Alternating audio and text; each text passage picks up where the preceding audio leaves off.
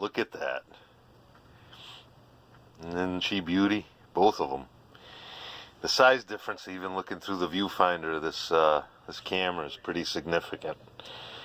So here we go. We got a Sig P220 in 10mm and a Sig P229 in 40 caliber.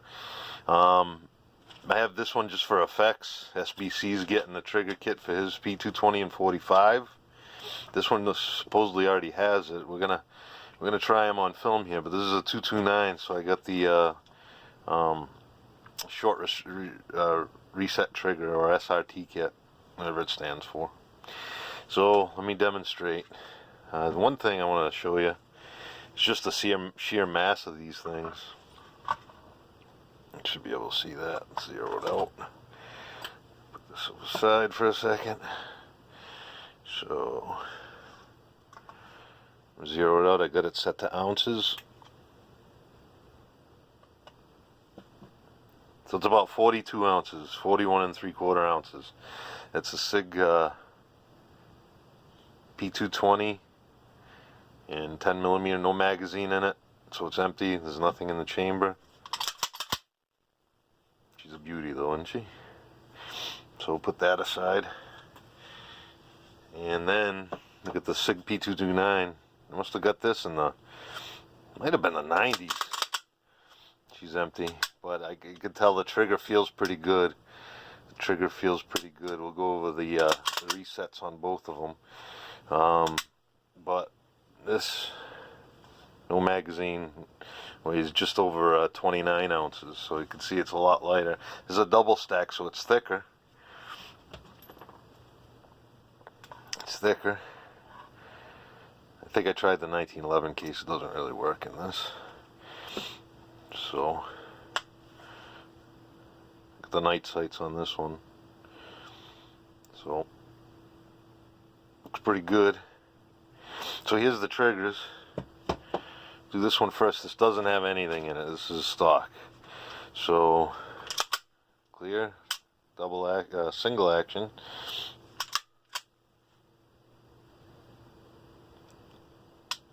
So that's where it resets, and you got that slop in there before. Pull it again.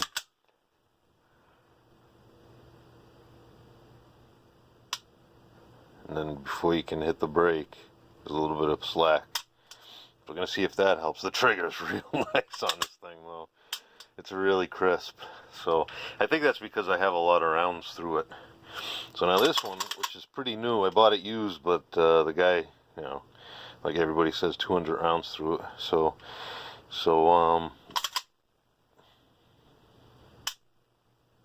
trigger's pretty good on this. I think it'll get better as it's used. So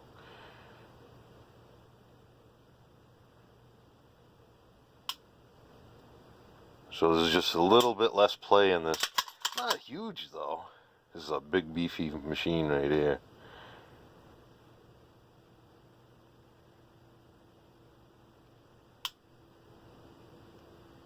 It's right there. Let me go back to the other one more time. Double action. It has a lot more in that. So we'll at some point try to get this. Sig's such a beautiful machine. You know, it's very safe, easy to break down, easy to put back together. Full length slides.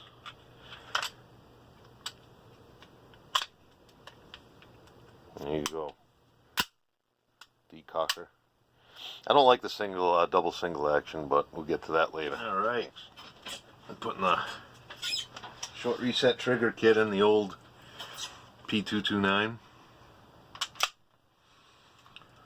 She's in good shape. It's an older one. Get rid of the magazines out of reach. So here's the current trigger pull. Trigger's so nice on this thing. So that's a reset. A lot of take up.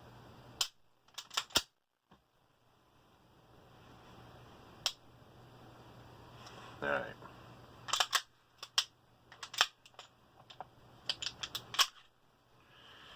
Set the slide aside. You gotta get the sides off.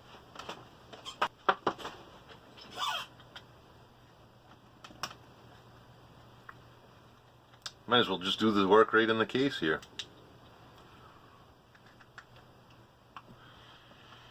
I've never done this before, so it'll be all new. Give it a chance to lube up all the stuff that's in here too. Good. I'll go ahead and take them both off. It'll give me a chance to wipe things down inside. Ballast all them up. I don't know if I've ever had the covers off. Not too bad. A little dirty. A lot of brass in there. Brass shavings. Cool. Guess I must have fired this a lot more than I realized because the trigger is so nice. Alright, so this is the old style trigger spring. So it's recommended that we replace that. So got that to look forward to. So we're gonna go ahead and decock it. I'm gonna get the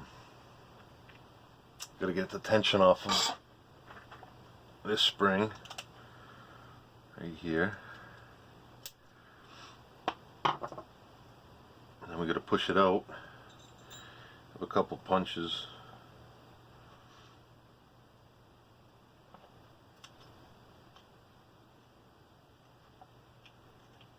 Pins out. Easy peasy. Ejector. Alright. So here's the sear existing. Looks good. Spring, and we have the kits. What's interesting about the kits, I already opened this one, but I already ripped it open. It's made in the United States, but the P220 kit doesn't. The only difference, from what I understand, between the two kits is that the P220 comes with a new decocking lever. So we don't need that, I guess, with the 229. So here's the new parts. So that replaces that somehow, and this replaces this. It has a very long little nub sticking out the side. It's definitely a good machined part. Alright, so this is where the grease comes in, so I got a little grease here.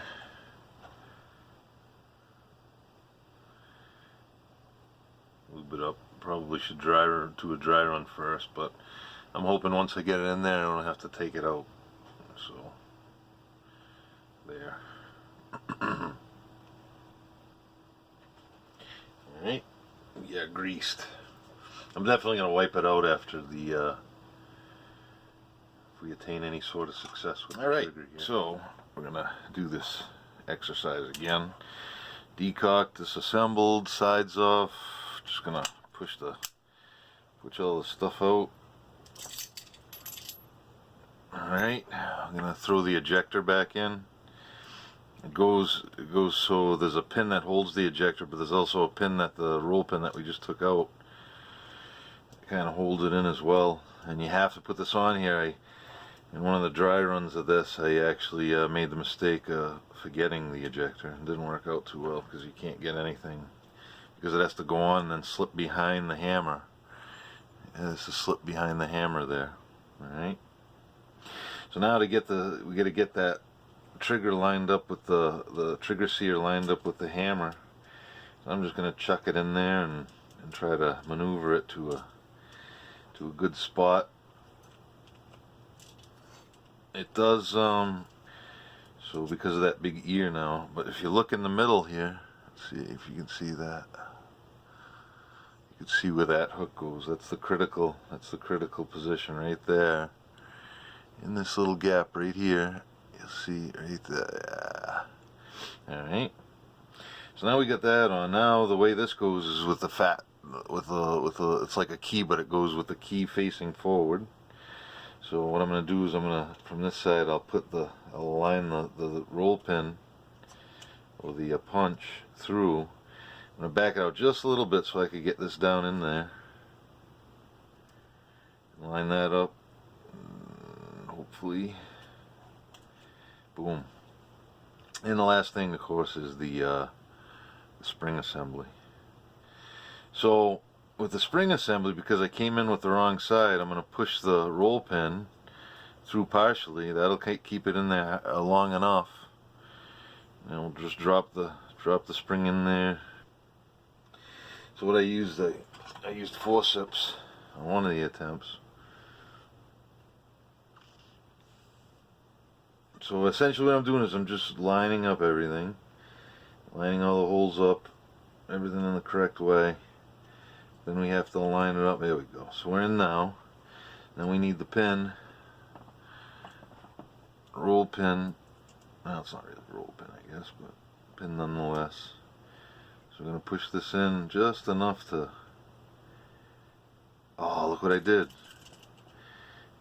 Missed that, but you know what? I can get it by doing that.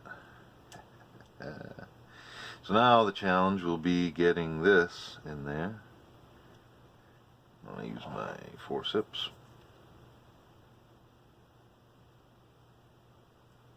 Like a surgeon. Bang, we're in. So now once you get the roll pin, sometimes you might need to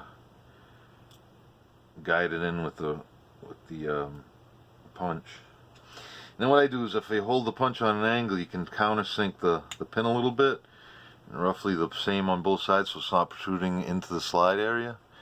And that's done. Now the only thing we got to do is reload this spring. So I'm going to use a flathead screwdriver and just reload the spring.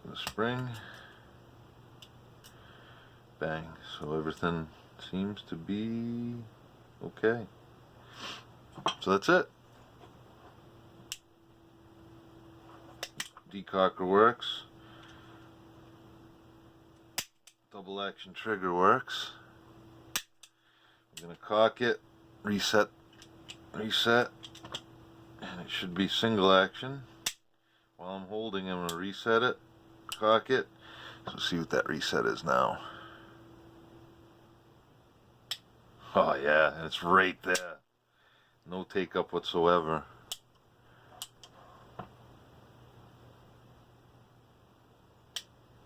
Oh geez. And the trigger's so nice already. And we didn't lose any of that. But let's see. Let me do it one more time. You can see the mechanics inside there. Let's see if we can get an angle in there. It's right there. Alright, let me throw it back together. Let's get it back together and maybe we'll get to the range. That might be a different video. So, getting it back together is simply snapping on all the stuff. Snapping the sides back on and just reassembling the field strip. Making sure we're good to go.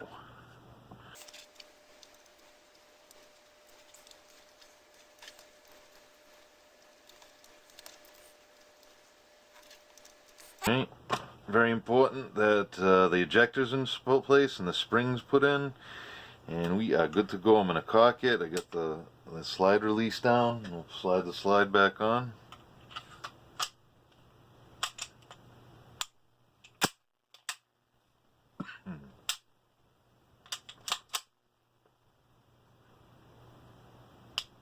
Jeez. Alright, I think we're a success. And won't be able to see much from that side.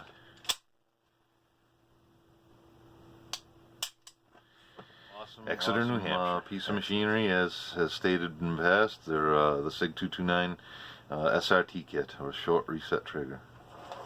Thanks.